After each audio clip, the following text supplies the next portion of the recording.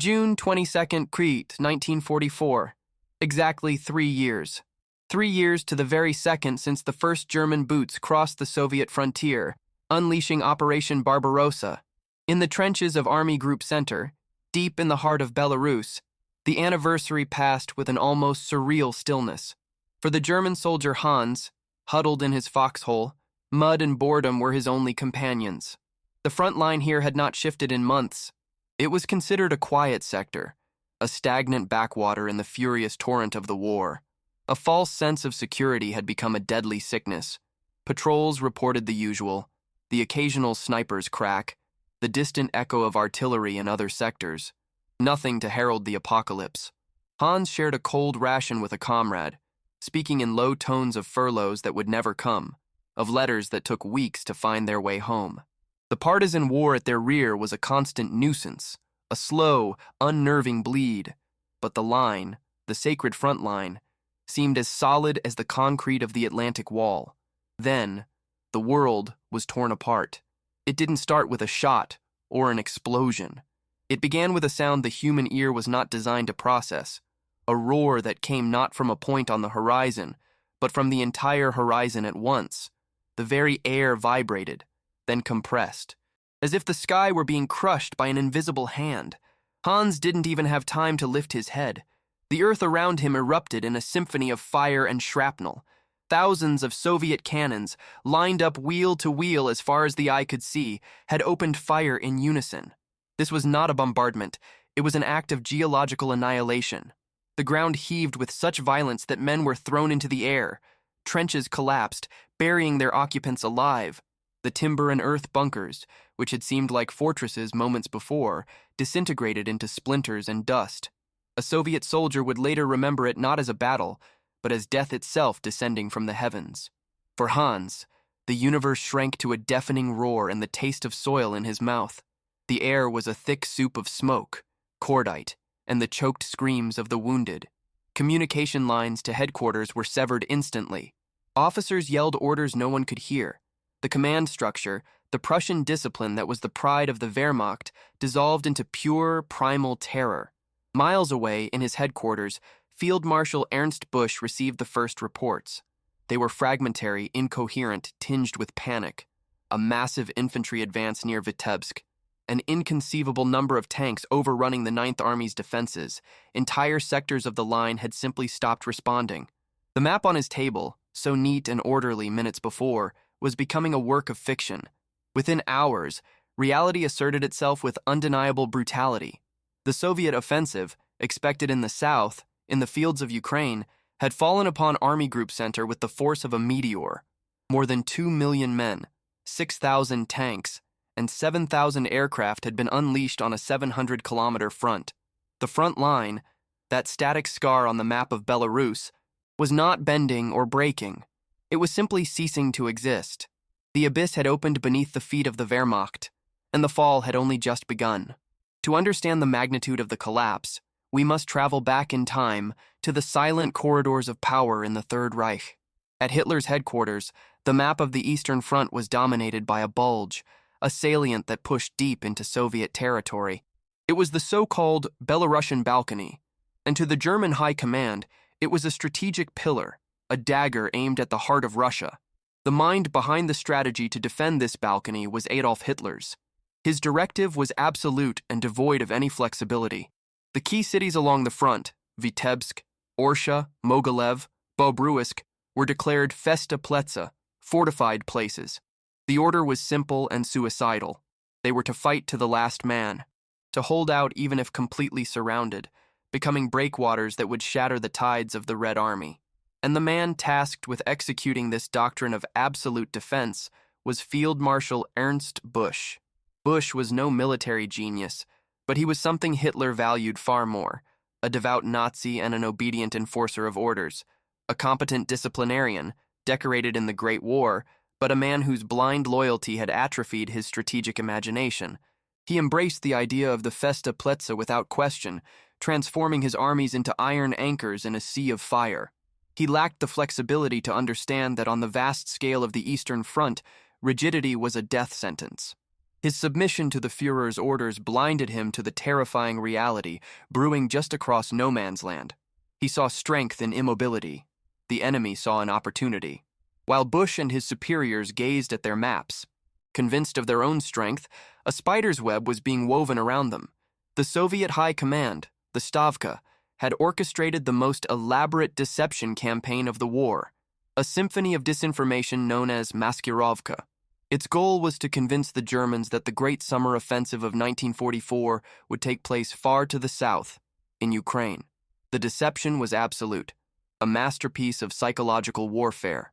Ghost armies were created, with thousands of wooden tanks and fake encampments. Radio traffic was manipulated to simulate a massive concentration of forces in the south. Ostentatious and visible troop movements were carried out, all designed to draw the gaze of German intelligence away from Belarus. And the German High Command swallowed the bait, hook, line, and sinker. Convinced the main threat lay in Ukraine, they began to bleed Army Group Center of its most valuable units. Entire panzer divisions, the backbone of any mobile defense, were transferred southward. Bush's 3rd Panzer Army, for instance, was left with virtually no operational tanks. It was a silent, fatal hemorrhage. As a result, Army Group Center became a hollow shell. Its infantry divisions, though experienced, lacked the armored and air support needed to repel a large-scale attack. They were anchored to their positions, static, predictable, and terrifyingly vulnerable, prepared for a war that no longer existed. Not everyone in the German chain of command was blind to the danger. General Hans Jordan, commander of the 9th Army, wrote prophetically in his diary on the eve of the offensive, "It would be possible to stop the enemy, but not under the current directives which demand an absolutely rigid defense. If a Soviet offensive breaks out, the army will have to choose a mobile defense or see its front crushed." Bush, however, dismissed these warnings as mere pessimism. Reports of the Soviet troop buildup on his front were, in his mind, part of the deception. He believed the Soviets wanted him to move his reserves to weaken other areas. In his arrogance, he thought he was seeing through the enemy's plan, when in reality he was staring directly down the barrel of a loaded gun.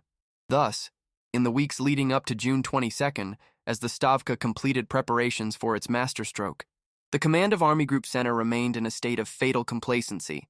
They were expecting a feint, a diversionary attack. They did not know that they were the diversion. The real offensive was not aimed at Ukraine, it was aimed directly at their throats. The stage was set, the pieces in place. All that remained was for the curtain of fire to fall. In the Kremlin, the air smelled of tobacco and palpable tension. There was no enemy ultimatum on the table, no challenge thrown down with arrogance. The turning point for Operation Bagration was not a reaction, but a proactive decision, a strategic gamble of colossal proportions made weeks earlier in the innermost sanctum of Soviet power.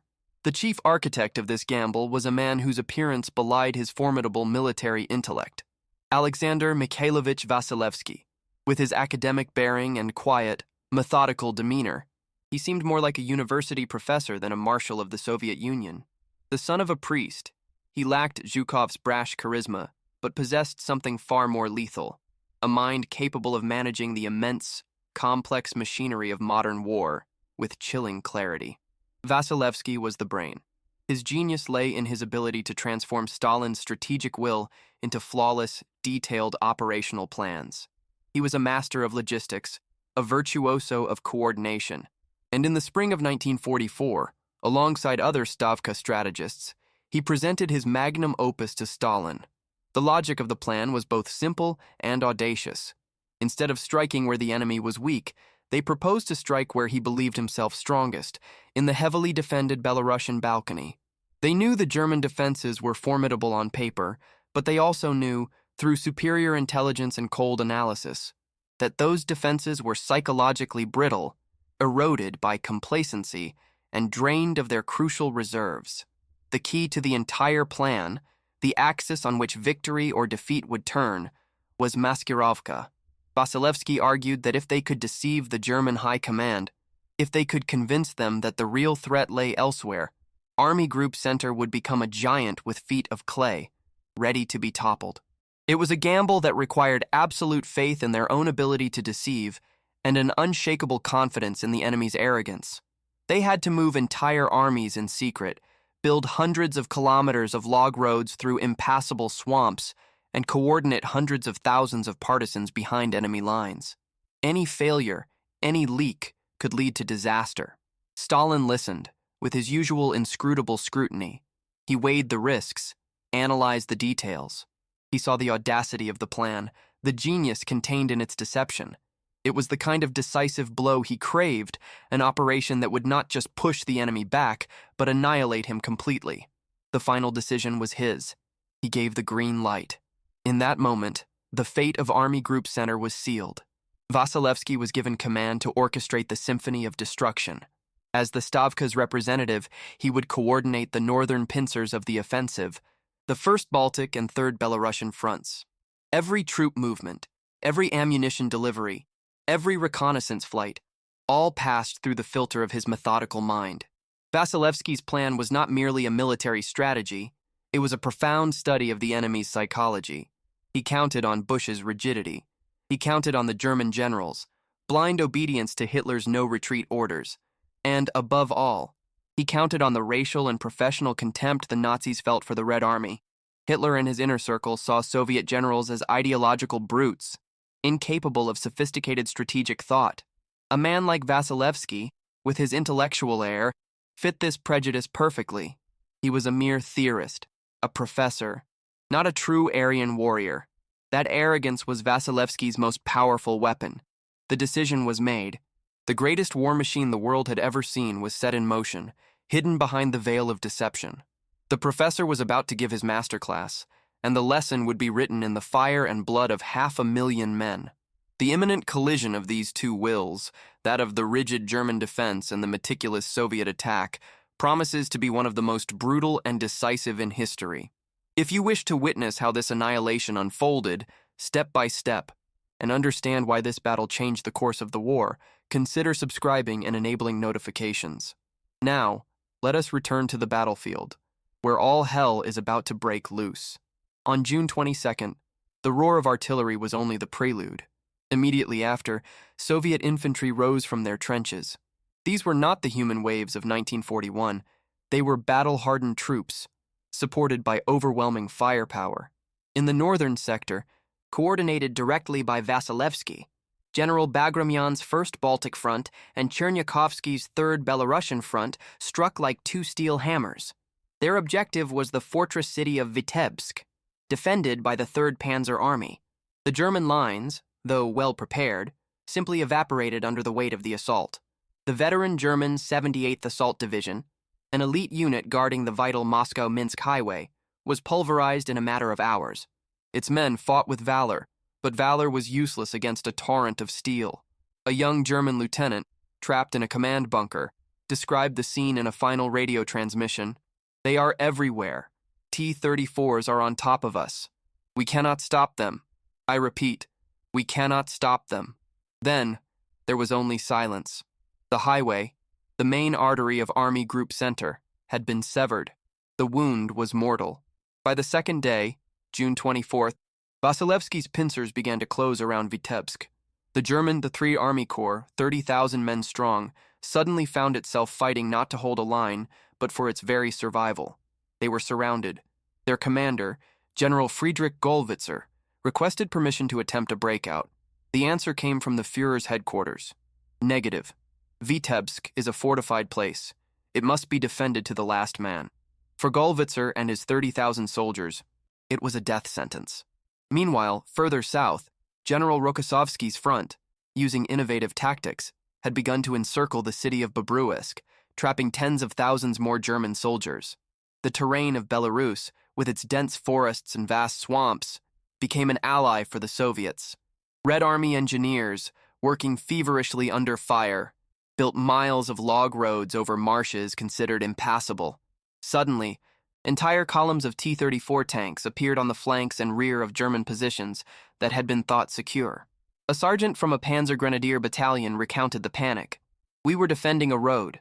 We thought the swamps protected our flank. Then, we heard them. The squeal of tracks. They weren't coming from the front, but from behind. They came out of the trees like ghosts. Panic seized us. It wasn't a battle. It was a hunt. By June 26th, the fourth day of the offensive, the collapse was total. Vitebsk fell. Orsha, another key fortress, was liberated. The front line of Army Group Center no longer existed on any map. It was a series of isolated pockets of desperate resistance that were being systematically reduced by overwhelming Soviet superiority. Chaos gripped the German High Command. Field Marshal Busch, whose rigidity had doomed his men, was now pleading with Hitler over the phone, begging for permission to conduct tactical withdrawals to save what was left of his armies. But Hitler, entrenched in his fantasy of absolute defense, refused. Every call ended with the same order: hold fast. Across the shattered front, thousands of micro-stories of heroism and despair unfolded. Near the Berezina River, a handful of German Stuggy 3 assault guns, in a desperate ambush, managed to destroy a dozen Soviet tanks before being annihilated by a strike from Ilyushin Il-2 ground attack aircraft.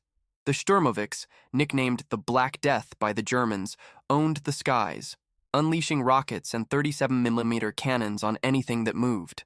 In the skies, the Luftwaffe was outnumbered and outclassed. German pilots flew mission after mission to the point of exhaustion, trying to stem the tide, but it was like trying to empty the ocean with a bucket. For every Soviet plane they shot down, 10 more appeared. Close air support for German ground troops was practically non-existent. Finally, on June 28th, after 6 days of uninterrupted carnage, Hitler acknowledged the catastrophe. In a fit of rage, he fired Busch, the loyal servant whose obedience had proven so disastrous. In his place, he appointed Field Marshal Walter Model, the Führer's famous fireman, a specialist in patching up broken fronts. But when Model arrived at the theater of operations, he found no front to patch.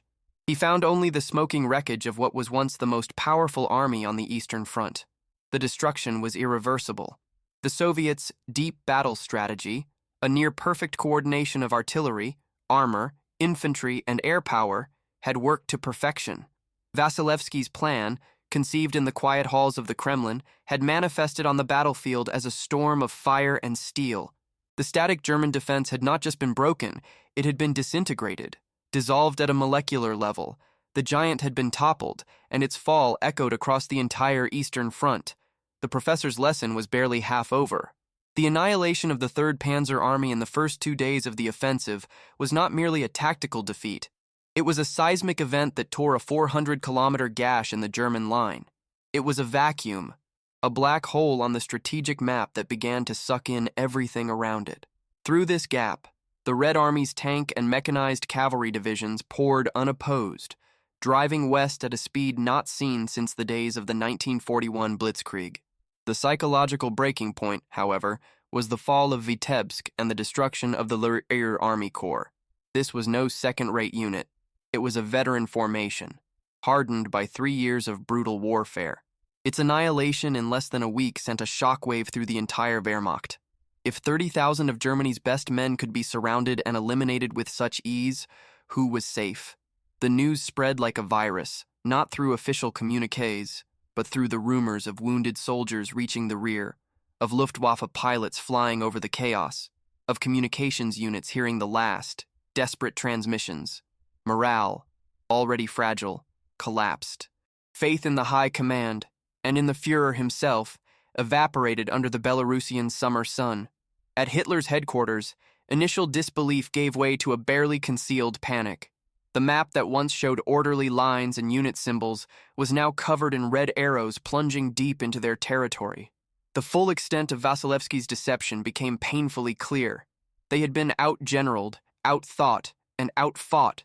The immediate consequence was a domino effect that spread across the entire Eastern Front, exactly as the professor had foreseen. Desperately, the German High Command began pulling units from other sectors to try to plug the hemorrhage in Belarus.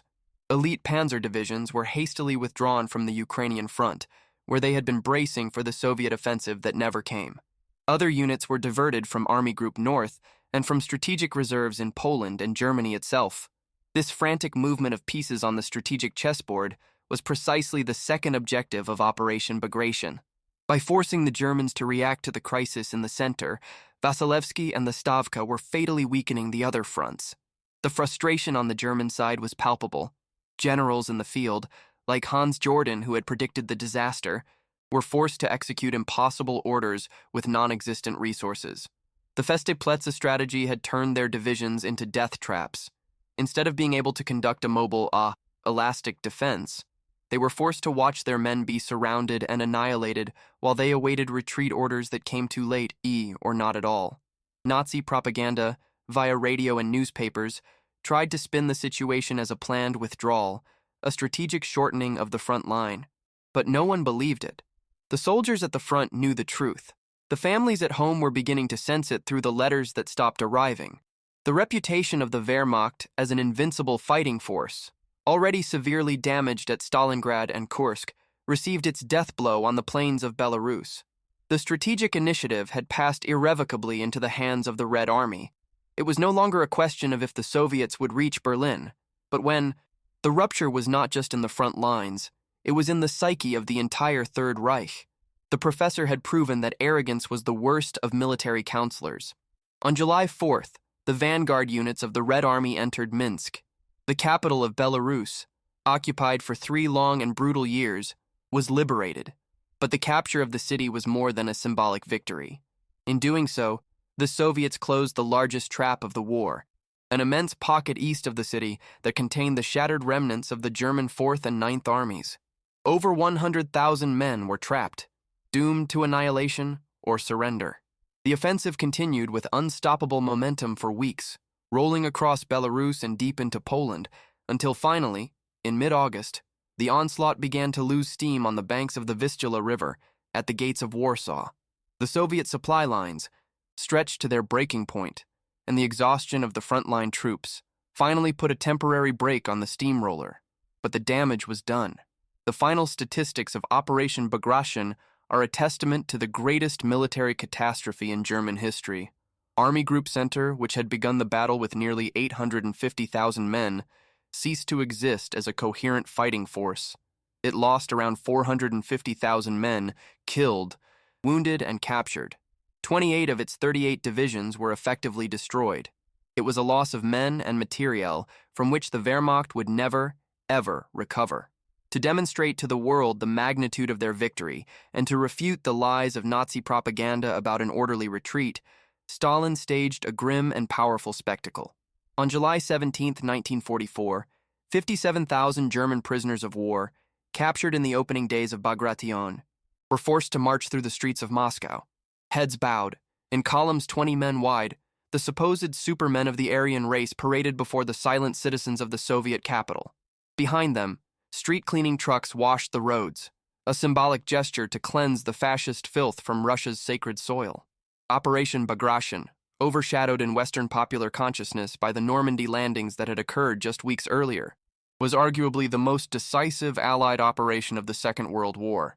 While Normandy opened a crucial second front, it was Bagration that broke the spine of the German army.